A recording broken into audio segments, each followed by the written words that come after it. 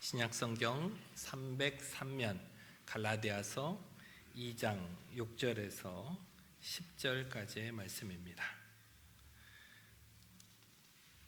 하나님의 말씀을 봉독하겠습니다.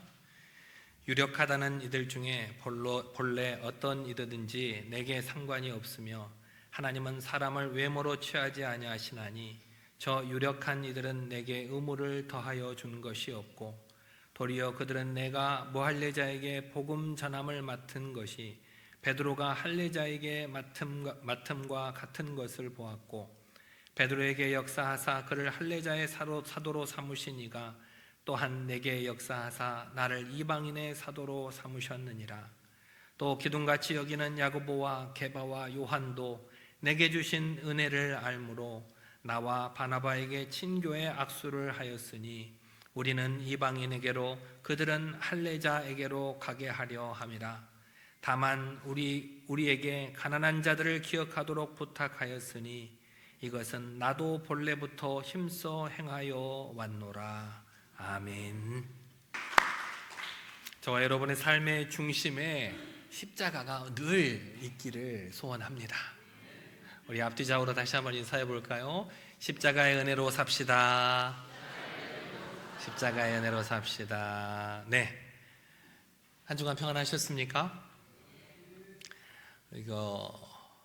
매 달마다 큰 행사들이 있어가지고 여러모로 성도님들께서 준비하시고 애쓰시느라고 고생이 많으셨습니다. 지난주에 우리는 교회 설립 70주년을 맞이해서 벅찬 은혜의 감격을 나누었습니다. 황무지 같았던 70년 전 광야에서 우리를 만나주시고 그 연약하기만 하고 부족하기만 한 우리를 독수리 날개로 업어서 여기까지 인도해 주신 에베네셀 하나님의 은혜에 감사와 찬양을 올려드립니다. 더불어서 우리 이때까지 70년간 이 성전을 굳건하게 지켜주신 우리 많은 어르신들에게 존경의 마음을 표합니다. 우리 1층에 이렇게 지난 70년 영상들을 한 2주가 넘게 보셨으니까 이제 좀 안 보실 만도 한데 지나가실 때마다 또 열심히 잘 보시더라고요. 그래서 볼 때마다 우리 집사님, 권사님, 우리 장로님들이 저 때부터 저렇게 열심히 헌신하고 수고해 주셨구나라고 하는 그런 마음이 저도 듭니다.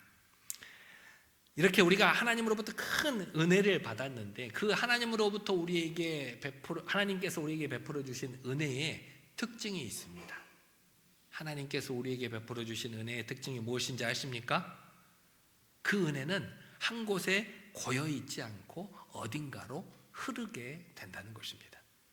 고여있는 물은 썩기 마련입니다. 하지만 흐르는 물은 생명을 창조하게 됩니다. 마찬가지로 70년 동안 우리 교회에 베풀어 주신 그 엄청난 사랑과 축복, 그 은혜가 이제는 어디론가 흘러가야 한다는 것입니다. 오늘 여러분이 읽으신 본문 갈라디아서 2장에는 초대교회 거장들의 이름이 나오고 있습니다. 여러분들이 들으시면 누구나도 다 잘 아실 만한 이방인의 사도 누구죠? 바울이 있고 또 예루살렘 교회의 기둥과 같은 존재였던 베드로, 야고보, 요한이 바로 그들이었습니다. 이런 신앙의 거장들이 한자리에 모여서 역사적인 회의를 했습니다. 왜 이거를 역사적인 회의라고 하냐면 이방인을 전도했던 바울과 또 유대인들을 전도했던 예수님의 제자들 사이에는 알게 모르게 여러 가지 불편한 오해들이 있었습니다. 그런 불편함을 안고도 각자 나름대로 열심히 복음 전파를 위해서 애쓰다가 오랜만에 모였다는 거예요. 우리가 무엇이 다르냐, 무엇을 오해하고 있느냐, 그런 것들을 한번 의논해보자라고 해서 한자리에 모였다는 것입니다. 그들이 모여서 역사적인 치열하게 회의를 거친 결과 내놓은 결과는 복잡한 신학적인 논쟁이 아니었습니다. 그들은 서로 다른 배경을 가지고 또 한쪽은 유대인을 전도하고 한쪽은 이방인을 전도하는 그 다른 사역의 대상을 가졌지만 그들 모두가 모여서 예수 그리스도 안에서 하나됨을 확인하면서 중요한 두 가지 결론을 내리게 됩니다. 첫 번째는 서로의 친교의 악수를 나눕니다. 우리가 서로 많이 다른 줄 알았는데 우리가 오해하고 있었구나. 서로를 사역자로 인정하고 환대해 주면서 예수 그리스도라고 하는 공동체의 연합을 이루어 냈다는 것입니다. 두 번째로는 가난한 자들을 기억하라 라고 말씀하고 있는데, 이것은 복음의 진리로, 이 복음의 진리는 반드시 우리 주변에 소외되고 연약한 이웃들을 돌아보는 그런 실천함으로 우리 삶에 나타나야 한다는 것입니다. 건강한 교회는 이렇게 내부적인 결속과 또 외부적인 섬김이 균형을 이루어야 합니다.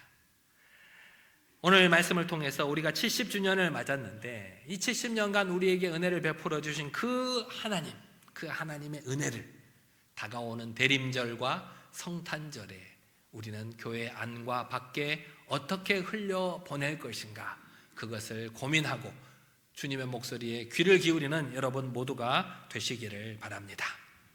가장 먼저 우리 교회 안에 다음 세대에게 따뜻한 친교의 악수를 건네야 합니다.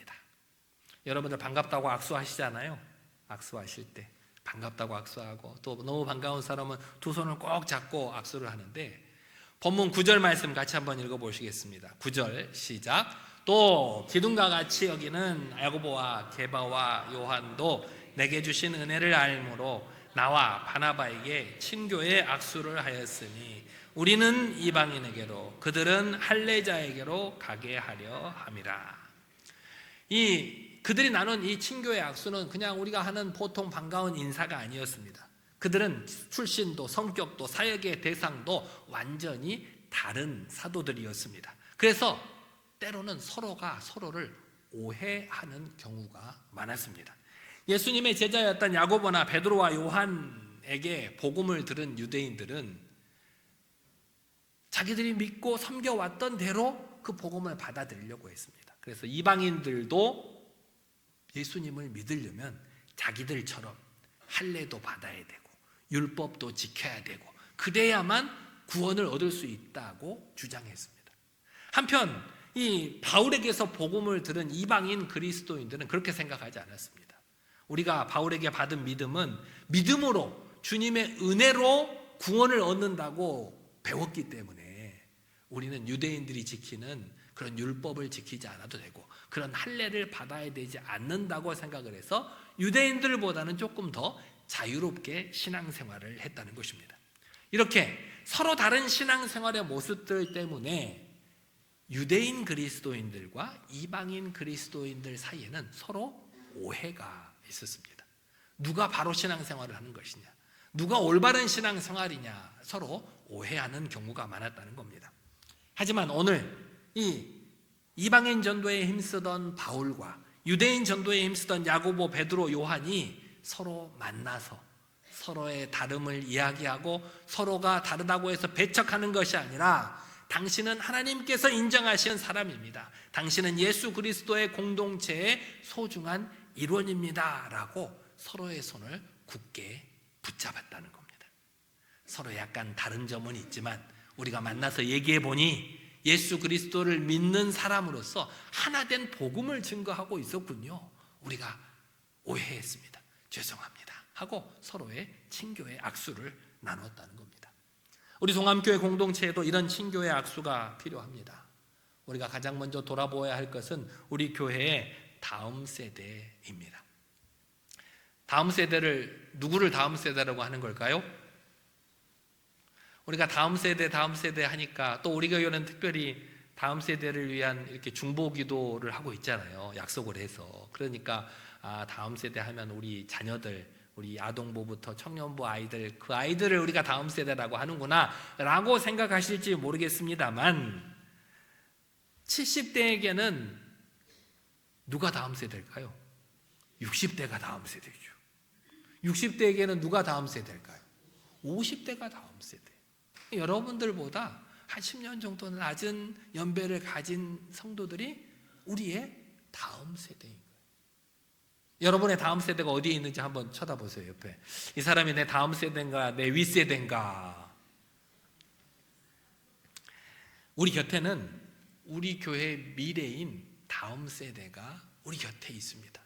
그들에게 우리가 따뜻한 친교의 악수를 나눌 수 있는 여러분이 되시면 좋겠습니다. 왜 이런 말씀을 드리냐면, 우리가 다음 세대를 위해서 열심히 기도도 하고 예쁘게 봐줄 만도 한데, 때로는 그 다음 세대의 문화가 나에게 이해가 되지 않을 때가 있습니다.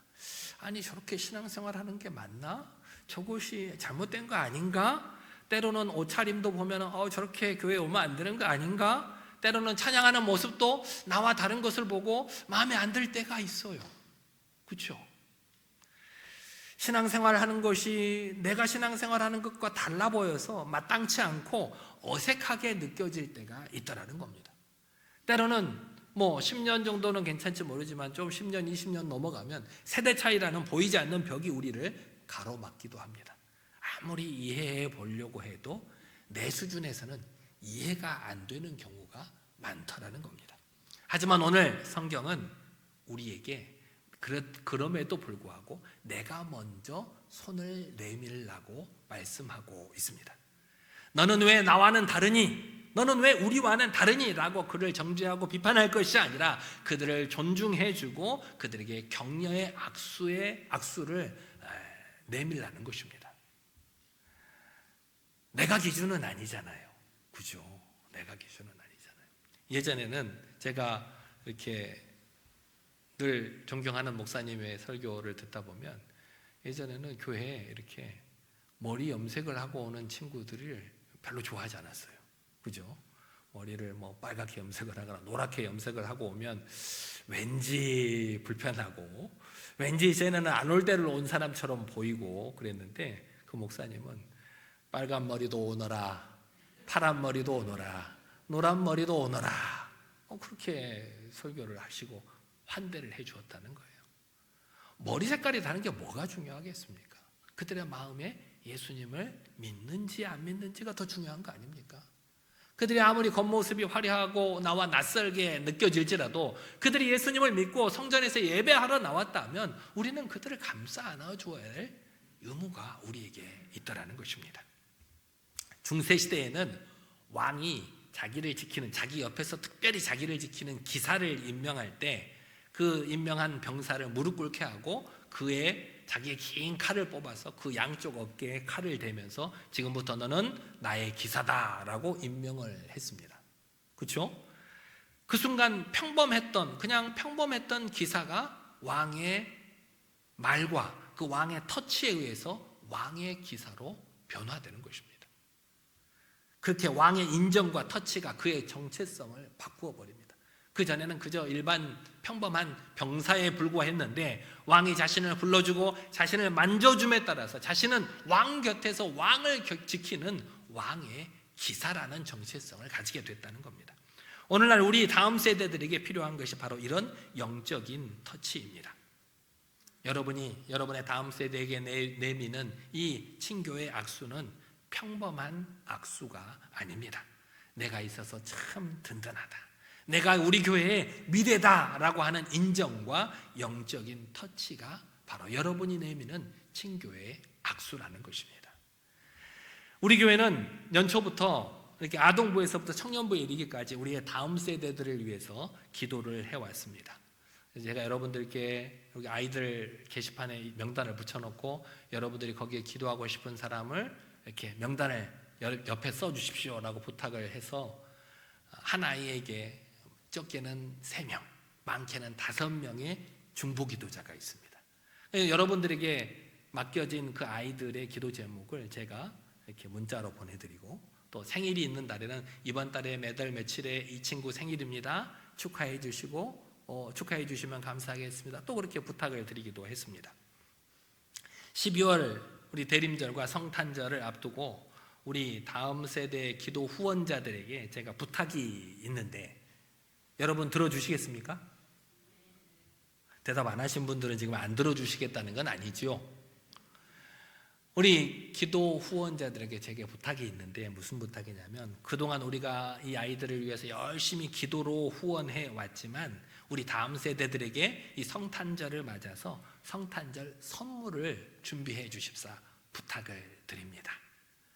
우리가 한 아이가 많게는 5명의 기도 후원자가 있어서 다 할 수는 없고, 제가 그 중에서 한 분씩만 이렇게 선택을 해서 여러분들께 직접 제가 연락을 한번 드릴 거예요. 이렇게 기도 후원자 성탄 선물을 준비해 주시기를 부탁드립니다 하면 그분들은 내가 선택되었구나 라고 해서 여러분들이 그동안 기도해 왔던 우리의 아이들에게 성탄절을 맞아서 3만 원 이하의 선물, 그리고 그 아이를 위해서 기도하면서 느꼈던 격려의 마음을 그 편지로 짧게 써서 조그만 상자에 포장을 하셔서 겉에다가 이름을 써주셔야 되죠. 아이들이 찾아갈 텐데 그거 누구한테 준 건지는 알아야 되니까 이름을 쓰셔서 다음 주부터 설치될 우리 성탄절 트리 아래다가 놓아주시면 감사하겠습니다. 그러면 성탄절 예배가 마치고 나서 우리 아이들에게 광고를 할 거예요. 너희들이 선물이 여기에 있다. 자기 이름의 선물을 찾아가거라. 그렇게 제가 광고를 할까 합니다. 선물을 만들어 주시겠습니까? 아유, 감사합니다. 우리가 이 다음 세대를 위해서 준비하는 이 작은 선물은 그냥 단순한 선물이 아닙니다. 이것은 우리 어른 세대가 우리의 다음 세대들에게 건네는 언약의 악수입니다. 사랑하는 딸아, 사랑하는 아들아, 너희는 우리 교회의 보물이란다. 너희가 이 교회의 주인이란다. 내가 너희들을 위해서 기도하고 있다 라고 하는 그런 마음을 담아서 작은 선물과 또 격려의 편지를 적어 주시기를 바랍니다. 여러분의 이 기도와 따뜻한 눈빛, 격려의 말 한마디가 지금 입시와 취업 경쟁에서 지친 우리의 자녀들에게, 저 세상 가운데에서 저 세상 문화 속에서 홀로 외롭게 싸우고 있는 우리 자녀들에게 나는 혼자가 아니구나 라는 가장 큰 위로가 될 줄 믿습니다. 저도 어렸을 때부터 보면 그런 기도를 받고 자랐던 것 같아요. 제가 조금 성인이 되어서는 고향을 떠나서 타지에서 오래 살았기 때문에 가끔 아버지가 계시는 교회에 가면 제가 아는 분도 있지만 오랜만에 가다 보면 모르는 분이 더 많아요. 모르는 분이 더 많은데 제가 가면 제가 목사님 아들을 위해서 열심히 기도하고 있습니다 라고 그렇게 말씀해 주시는 분이 많아요. 아니, 나는 저분이 누군지 얼굴도 모르는데 나를 위해서 기도하고 계시는 분이 저렇게 계시는구나. 그래서 늘 감사했어요.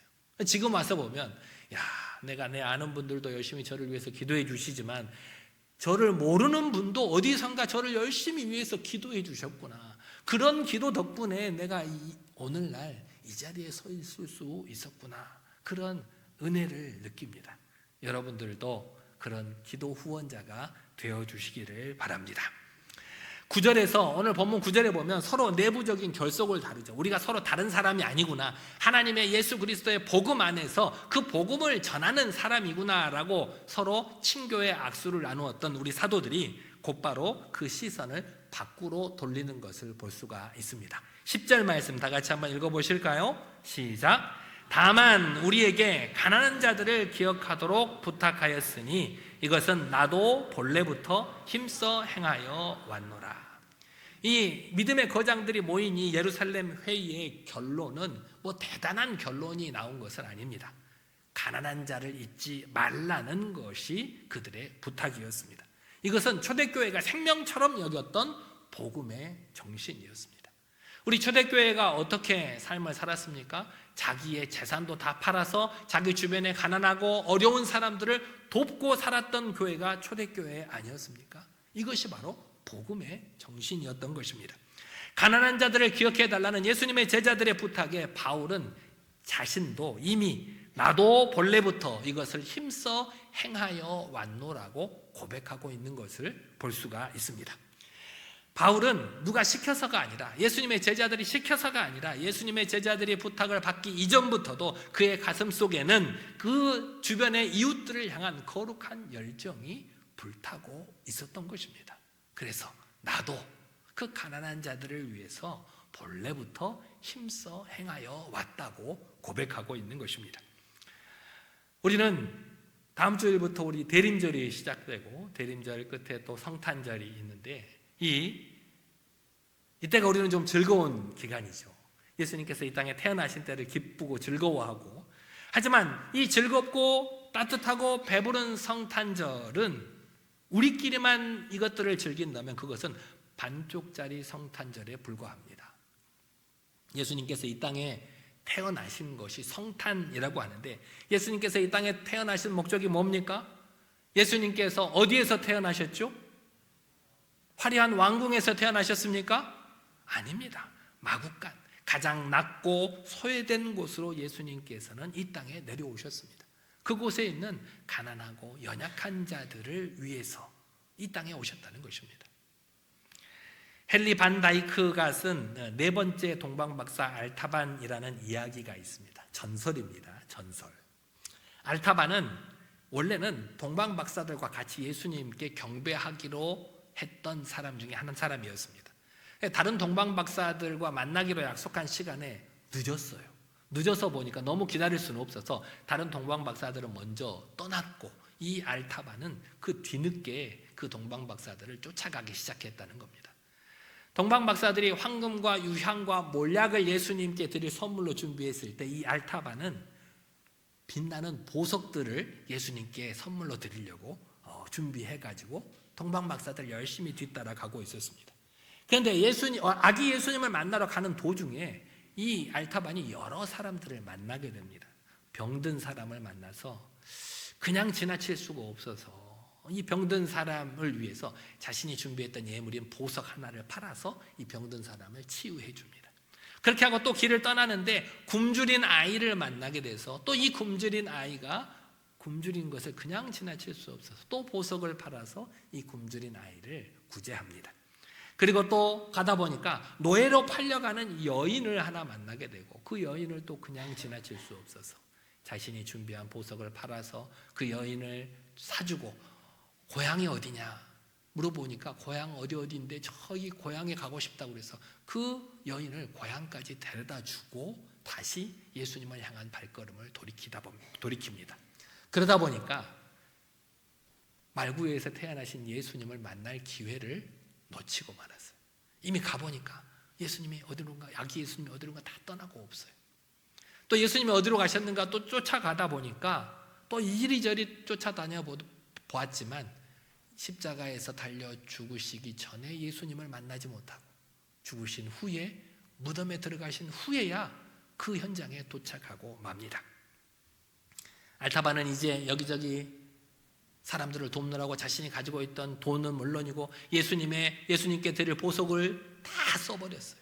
빈털터리가 되었고, 오랜 세월을 이리저리 돌아다니다 보니까 다 나이가 늙어서 죽음을 앞두고 있는 상황에 처하게 됐어요. 그래서 예수님께 기도를 했습니다. 예수님 죄송합니다. 제가 예수님을 태어날 때부터 예수님을 만나려고 보석을 들고 쫓아다녔는데 보석도 하나도 없고 나도 나이가 늙어서 이제 죽을 나이가 되었습니다. 죄송합니다. 그때 예수님의 음성이 들렸답니다. 알타반아, 너는 내가 배고플 때 나를 먹여주었고 내가 헐벗었을 때 나를 입혀주었구나. 지극히 작은 자 하나에게 한 것이 곧 나에게 한 것이니라. 그런 음성을 들려주셨다고 합니다.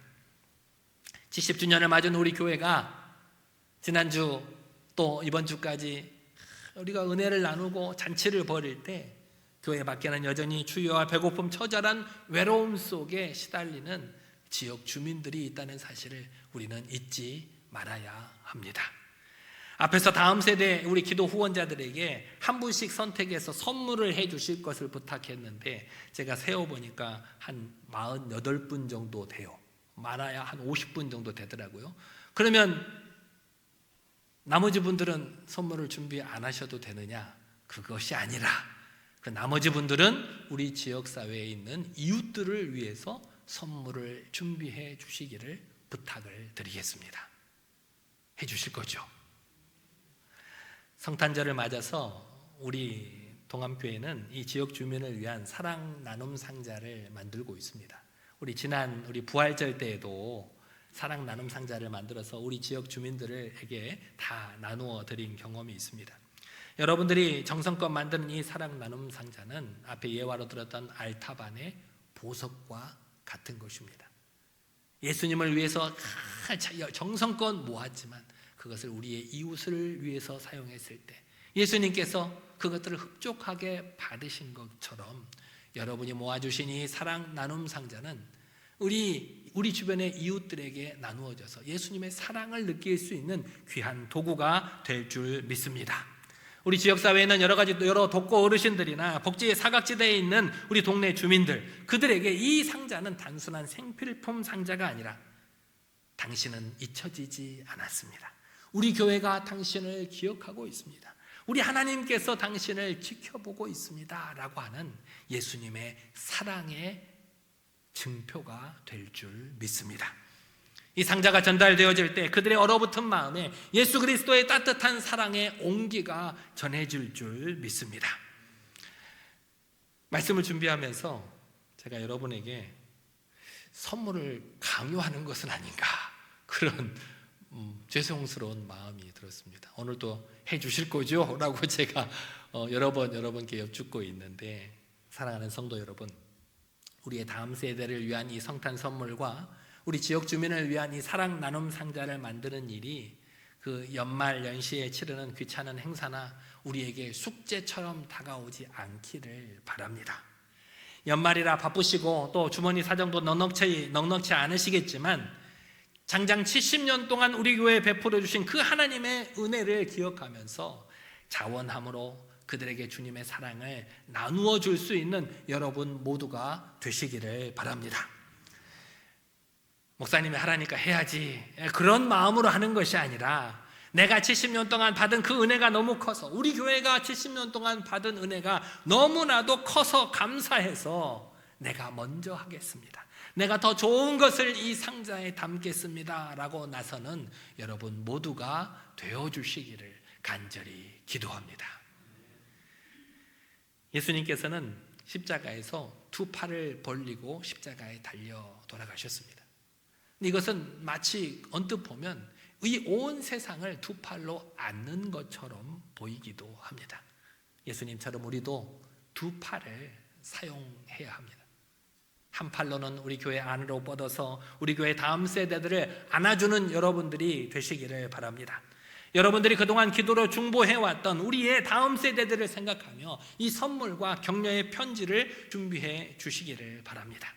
그것은 단순한 선물이 아니라 내가 받은 은혜와 내 신앙을 전수하는 친교의 악수가 될 것입니다.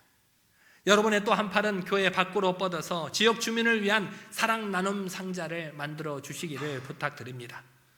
여러분, 이 사역을 위해서 사랑 나눔 헌금을 우리가 1년 내내 하고 있고 또 앞으로도 할 것인데, 이 사랑 나눔을 헌금을 할 때부터 기도해 주시기를 바랍니다. 주님, 이 상자가 전달될 그 영혼을 위로하여 주시옵소서. 이렇게 정성껏 기도함으로 채워진 이 나눔 상자가 교회의 문턱을 넘어갈 때 닫혀있던 복음의 문도 활짝 열려지게 될 줄 믿습니다. 이렇게 안으로는 우리의 다음 세대들에게 손을 뻗고 밖으로는 우리의 주변의 이웃들을 위해서 손을 뻗었을 때 그렇게 아름다운 공동체를 만들어가는 우리 동암 공동체가 되기를 원합니다. 이것이 바로 70년간 은혜를 우리에게 베풀어 주신 그 하나님의 은혜를 세상에 보여주어야 할 성탄의 모습입니다. 사랑하는 성도 여러분, 이런 섬김을 통해서 우리 교회 안에서는 우리 다음 세대들의 웃음꽃이 피어나고 저 교회 밖 어두운 세상에는 예수 그리스도의 사랑의 빛이 환하게 비춰질 수 있도록 이 사역에 기꺼이 자원할 수 있는 저와 여러분 모두가 되시기를 간절히 기도하겠습니다. 하나님, 지난 70년간의 은혜를 우리 다음 세대에게 전해주지 못했음을 회개하오니 용서하여 주시옵소서. 하나님, 우리 주님의 사랑을 교회 밖의 이웃들에게 전하지 못했음을 회개합니다.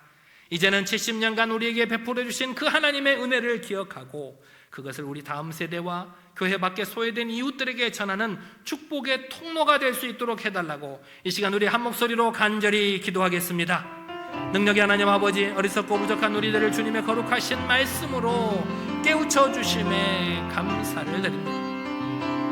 지난 70년간 우리에게 베풀어 주신 그 하나님의 놀라운 사랑과 은혜를 우리만 가지고 있는 것이 아니라 우리 주변에 흘려보낼 수 있는 우리가 될 수 있도록 역사하여 주시옵소서.